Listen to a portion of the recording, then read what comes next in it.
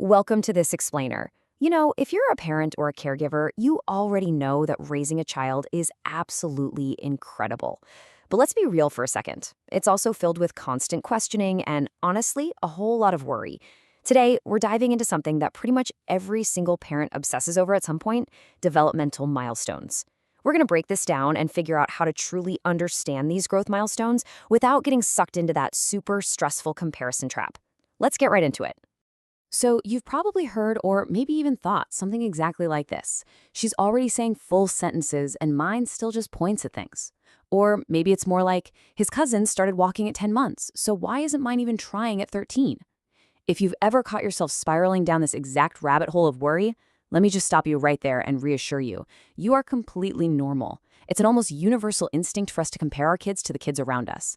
And really, if you felt that way, you're for sure not alone. To put it into perspective, a recent national parenting poll found that 1 in 3 parents openly admit to comparing their child's development to an older sibling or a friend's kid. So yeah, feeling that anxious energy is super common. But as we're going to see in the research today, playing this comparison game is actually one of the least useful things you can do, both for yourself and for your child. Part 1. Rethinking the milestone jar.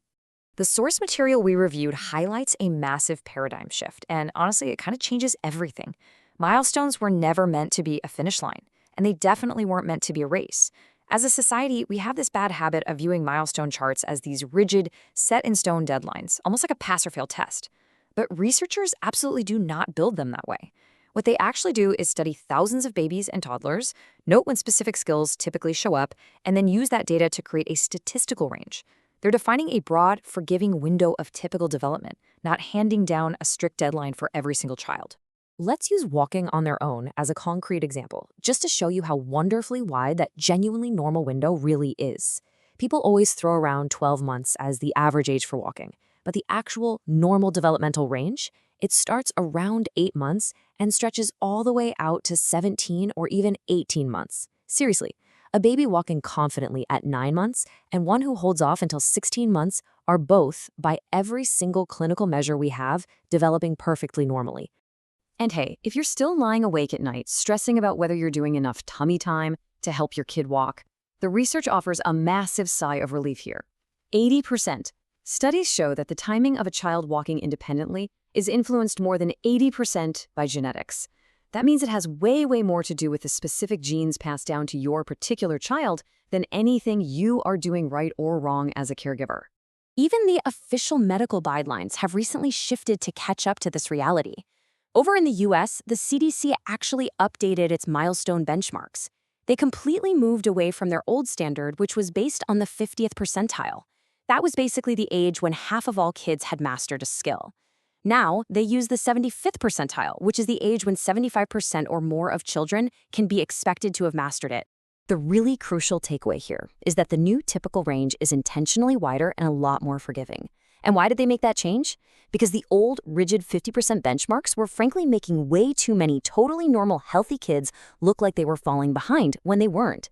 The medical community really wants parents to understand that the window of normal is incredibly broad.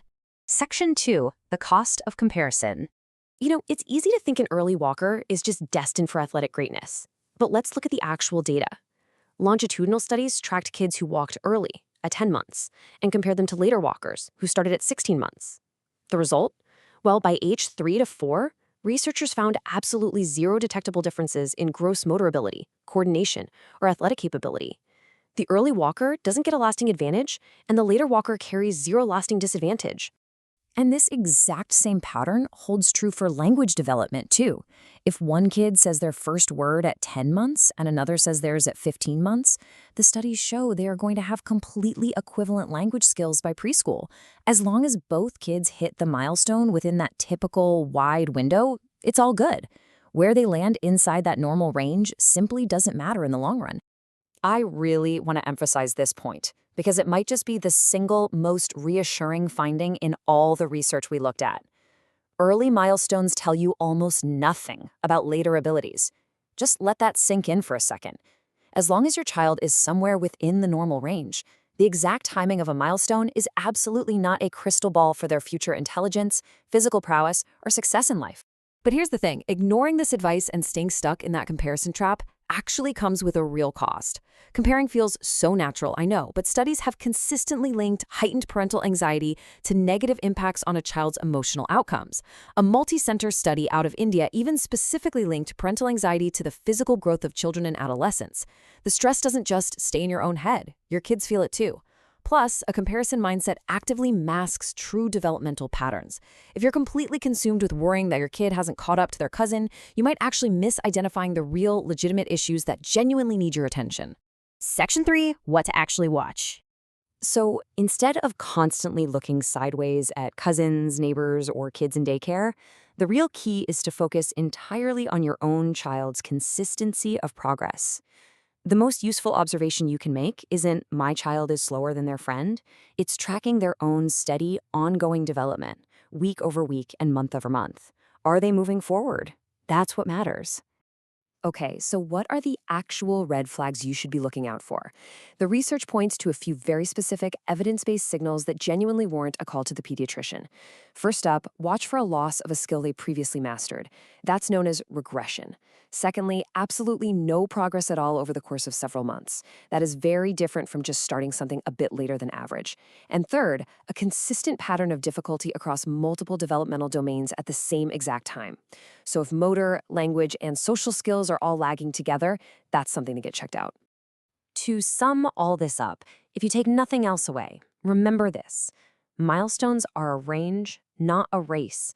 Pediatric screening tools exist to flag children whose development falls significantly and consistently outside that expected range. They absolutely are not there to diagnose a child just because they happen to be a few months later than their best friend. Your child is running their own unique marathon. We're going to wrap up this explainer with a provocative question straight from our sources today, and I really want you to take a moment to reflect on it. Have you caught yourself comparing your child's milestones to another's? And if you have, what actually helped you stop? I really hope the data we walked through today empowers you to trust the range, ditch all that unnecessary anxiety, and just enjoy watching your child grow at their own perfect pace. Keep learning, and we will see you in the next explainer.